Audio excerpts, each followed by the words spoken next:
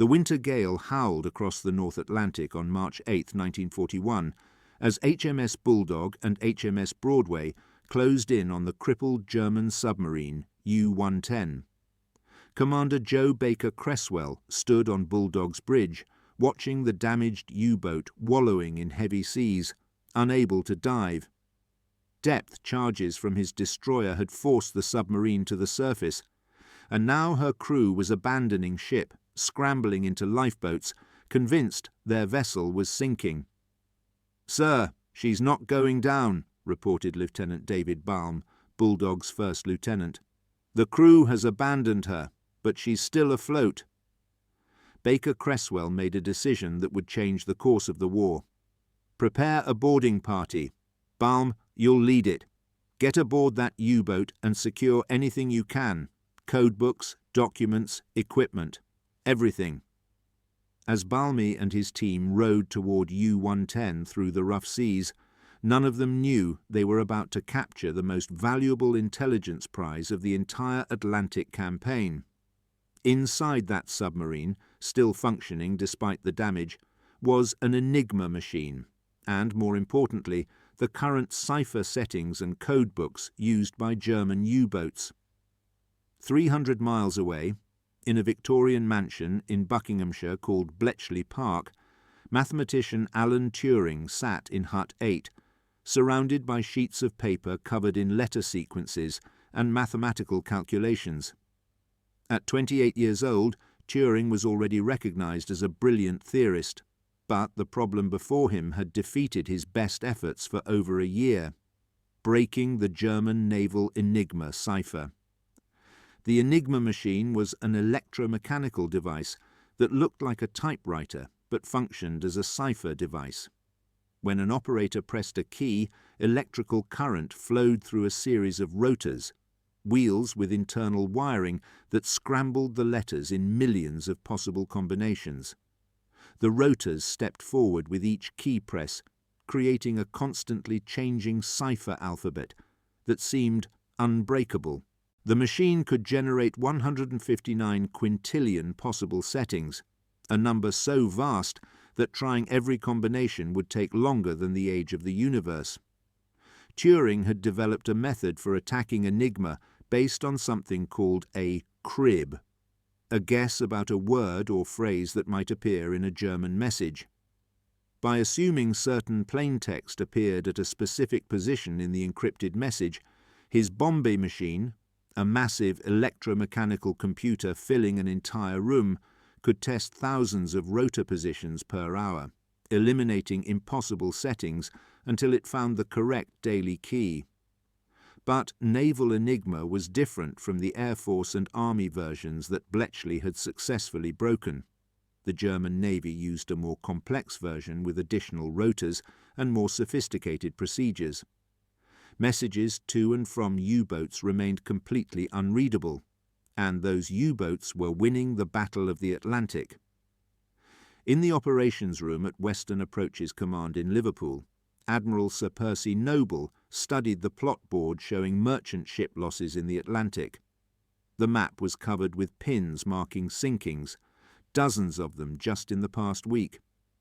German U-boats operating in coordinated groups called Wolfpacks were devastating the convoys bringing food, fuel and munitions from America to Britain. In January and February 1941 alone, U-boats had sunk over 200,000 tons of shipping. At this rate, Britain would be starved into submission within months. "We're losing this battle," Noble told his Chief of Staff, Captain Richard Creasy. "The U-boats find our convoys no matter how we route them. It's as if they can read our minds." What Noble didn't know was that the Germans could read British codes.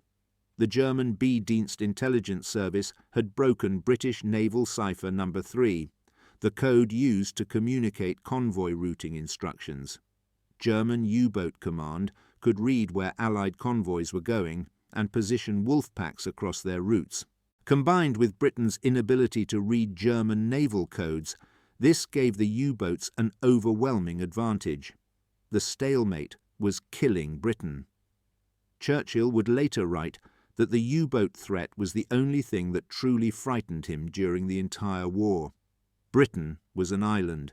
Everything it needed to fight, food, oil, raw materials, weapons, came by ship.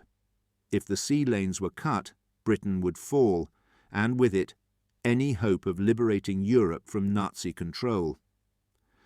When Lieutenant Balmer's boarding party reached U-110, they found the submarine dark and seemingly abandoned. Water sloshed around their feet as they descended through the conning tower hatch. The emergency lighting cast eerie shadows. The submarine's diesel engines were silent. It felt like boarding a ghost ship. "Careful," Balmy warned his men. "The Germans might have set scuttling charges. Don't touch anything you don't recognize." They moved through the submarine, searching compartments. In the radio room, stoker Colin Grazier found what they were looking for, an Enigma machine, still in its wooden case. Beside it were books, code books, key settings, Bigram tables, everything needed to operate the cipher system. "Sir, we've got something," Grazier called out. Balm examined the find with mounting excitement. He didn't fully understand what he was looking at, but he knew German cipher equipment when he saw it. "Get it all. The machine, the books, every piece of paper in this compartment. And be quick. This boat could sink at any moment." They worked frantically, passing equipment and documents up through the conning tower to the waiting boat. The Enigma machine, the February and June code books, indicator settings, officer-only settings, material that would have been thrown overboard or destroyed if the U-boat crew had realized the submarine wasn't actually sinking. When they returned to Bulldog with their prizes, Baker Cresswell immediately recognized the significance. He ordered strict radio silence about the capture and had the German survivors kept isolated so they couldn't report that their cipher materials had been compromised. U-110 eventually sank while being towed, and the German Navy believed it had gone down with all its secrets intact. The captured materials reached Bletchley Park within days. Alan Turing and his team in Hut 8 fell on them like starving men at a feast. For the first time, they could see exactly how Naval Enigma worked. The wiring of the rotors, the procedures for setting up the machine, the format of messages, the Bigram tables used to encode message settings. "This changes everything," Turing told Hugh Alexander, his deputy in Hut 8. Alexander was a British chess champion who had abandoned competitive chess to work on code breaking. "We can read their traffic now. Not all of it, not instantly, but we can break into the system." Within weeks, Bletchley Park was reading German naval messages with enough speed and reliability to make a difference. Convoy routing officers in Liverpool began receiving intelligence summaries showing U-boat positions and planned patrol areas. Convoys could be routed around the Wolfpacks instead of directly into them. The sinking rate dropped dramatically. But in the operations room at U-boat headquarters in Paris, Admiral Karl Dönitz sensed something was wrong. In June and July 1941, his submarines were having unusual difficulty finding convoys. Wolfpacks positioned across predicted convoy routes were encountering empty ocean. Contact rates had fallen sharply. "The British are evading us too consistently," Dönitz told his chief of operations. "Check the Enigma security procedures. I want confirmation that our cipher is still secure." German cryptographers examined the Enigma system and concluded it was mathematically unbreakable. The number of possible settings was too vast for any conceivable code-breaking effort. They theorized that the British had developed long-range radar or had an extensive spy network providing convoy routing information. This failure to recognize that Enigma was compromised would prove catastrophic for Germany. But it was entirely logical from their perspective.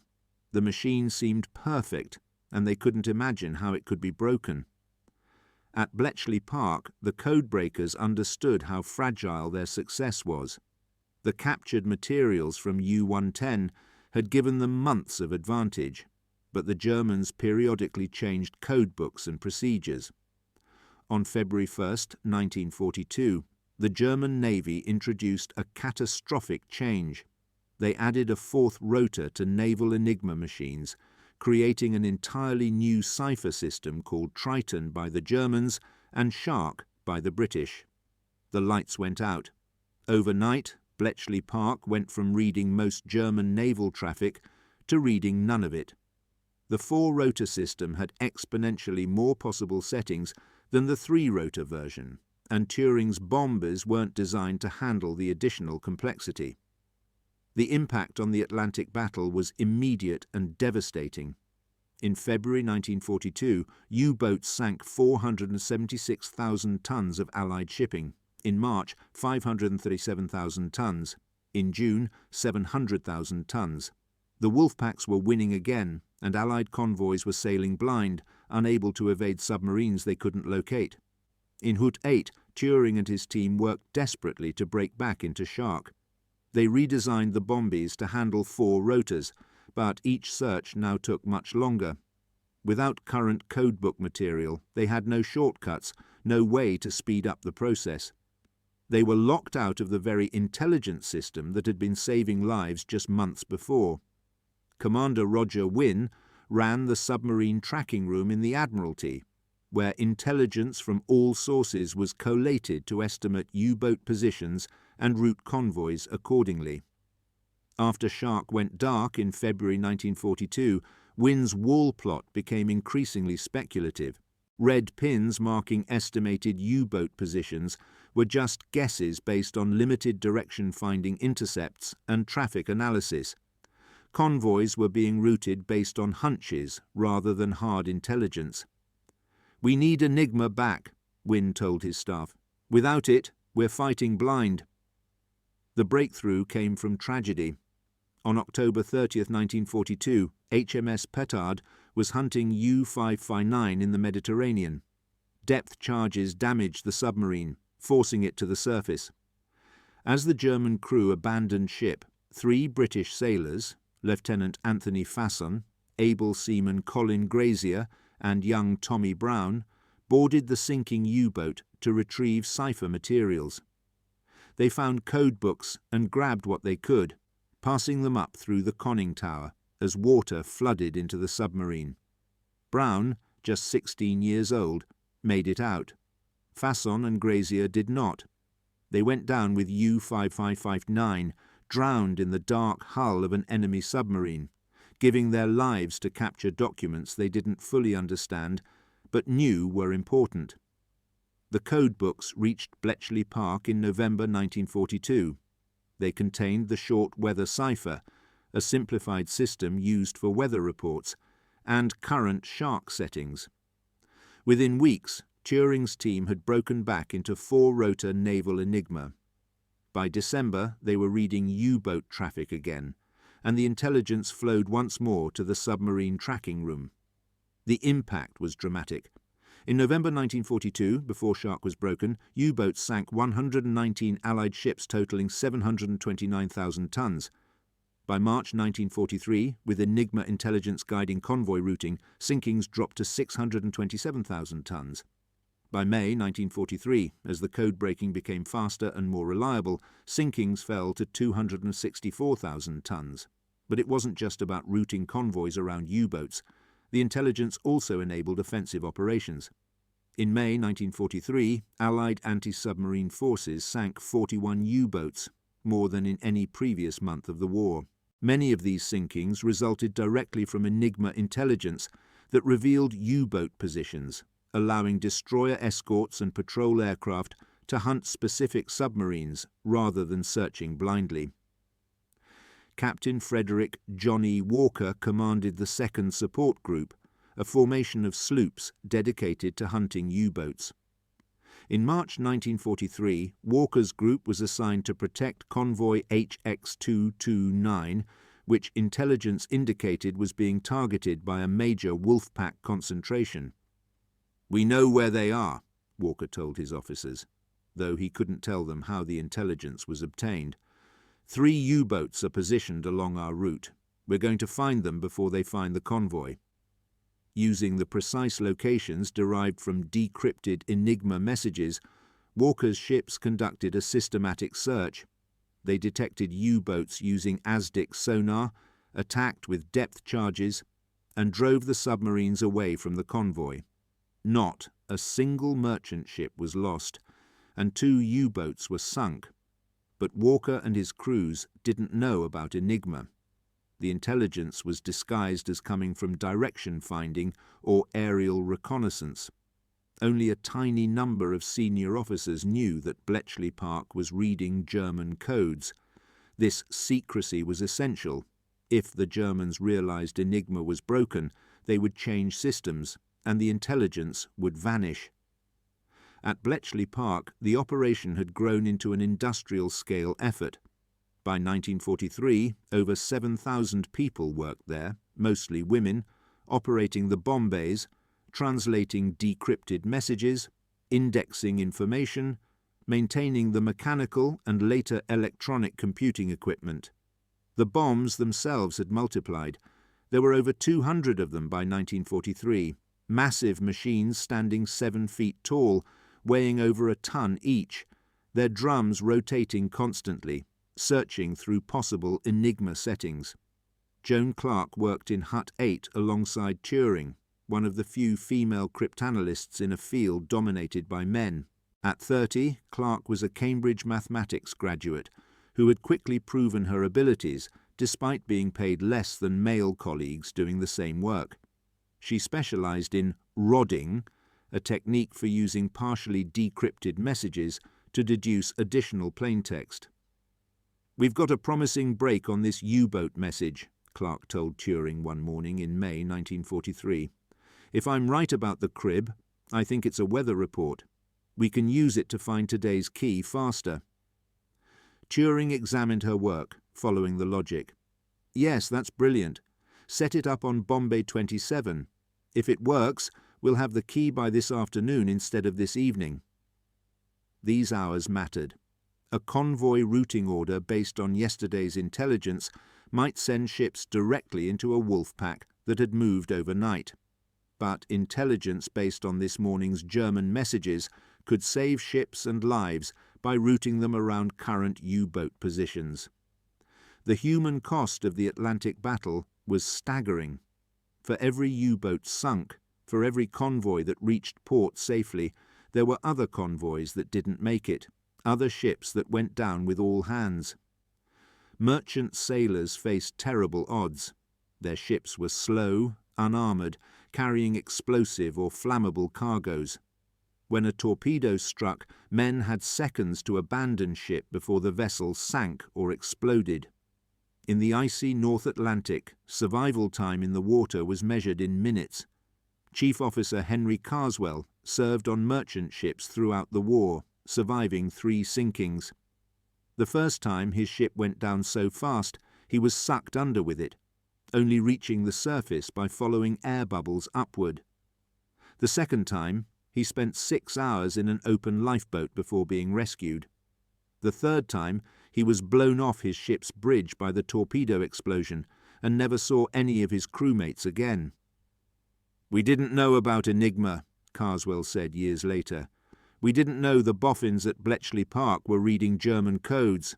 We just knew that sometimes we got lucky, sometimes a convoy would be routed away from danger at the last minute, sometimes the escorts seemed to know exactly where to find the U-boats. We thought it was better radar, or maybe spies. We never imagined it was mathematicians and a roomful of machines." By mid-1943, the tide had decisively turned in the Battle of the Atlantic.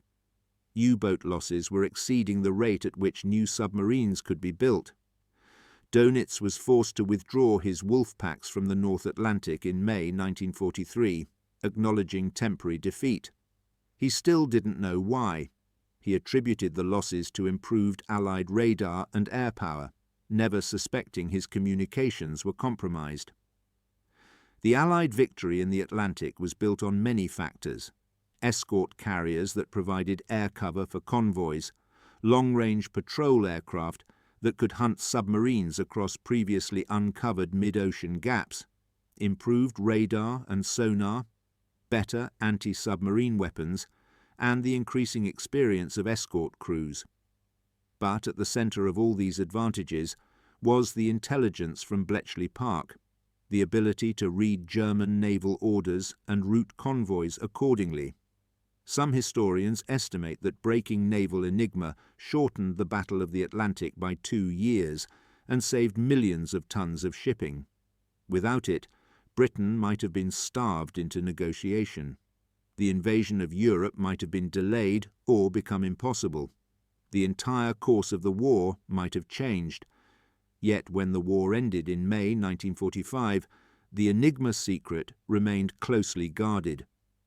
The codebreakers at Bletchley Park were sent home with strict orders never to discuss their work. No public recognition, no acknowledgement of their contribution, just instructions to forget everything and return to civilian life. Alan Turing returned to academic mathematics, continuing groundbreaking work in computer science and artificial intelligence. But he was prosecuted for homosexuality in 1952, chemically castrated as punishment, and died in 1954 at age 41 from cyanide poisoning in what was ruled a suicide. The work that had helped win the war remained classified, and Turing died without public recognition of his achievements. Joan Clark left Bletchley Park, married a fellow codebreaker, and worked in various positions, including at the Government Communications Headquarters, the successor to Bletchley's wartime operations. She never spoke publicly about her wartime work until it was declassified decades later. Commander Roger Wynne, who had used Enigma intelligence in the submarine tracking room to route convoys and save countless lives, returned to law practice after the war. He couldn't tell his clients or colleagues what he had done during the war, couldn't explain the responsibility he had carried, the decisions he had made based on secretly intercepted communications. The Enigma secret began to emerge in the 1970s, when documents were gradually declassified. The publication of The Ultra Secret by Frederick Winterbotham in 1974 first revealed the full extent of Allied code-breaking successes. Veterans of Bletchley Park were finally free to discuss their work, and the world learned about the massive intelligence operation that had operated in secrecy for 30 years after the war ended. Today, a restored bombing machine operates at Bletchley Park, now a museum dedicated to preserving the legacy of the codebreakers. Visitors can see the Enigma machines that once generated unbreakable codes, can walk through the huts where thousands of people worked in shifts around the clock, can understand the scale of the operation that intercepted the Wolfpacks. The heroes of this story were not just brilliant mathematicians like Turing, but also the sailors like Fasson and Grazier, who died capturing cipher materials, the women like Clark, who operated the bombs and translated messages, the intercept operators who recorded German transmissions, the support staff who maintained equipment and processed mountains of data, the convoy commodores and escort commanders who used the intelligence to save ships and lives. Breaking the U-boat code was not a single moment of genius, but a sustained effort involving thousands of people over years, combining mathematical brilliance with mechanical ingenuity, intelligence tradecraft with operational security, courage with sacrifice. It proved that in modern warfare, information could be as decisive as firepower, that reading the enemy's mail could save more lives than winning battles. The Wolfpacks that terrorized the Atlantic were defeated not just by depth charges and sonar, but by mathematics and machines, by people who never went to sea but fought the battle from a Victorian mansion in the English countryside, breaking codes and intercepting messages, giving sailors fighting in the cold Atlantic the invisible advantage of knowing where the enemy was hunting. That was the hidden victory of Bletchley Park, the secret war that helped win the visible one, a triumph of intelligence over force, of brains over brawn, of persistent analytical work over brute military power. The U-boat code was broken not once, but repeatedly, not by magic, but by hard work, not by individuals, but by teams working together toward a common goal. And in breaking that code, in intercepting the Wolfpacks before they could savage convoys, the code breakers at Bletchley Park helped keep Britain alive, kept the sea lanes open, made possible the liberation of Europe. They were warriors who never fired a shot, heroes whose names remained unknown for decades, ordinary people who did extraordinary things because the times demanded it, and they rose to meet the challenge.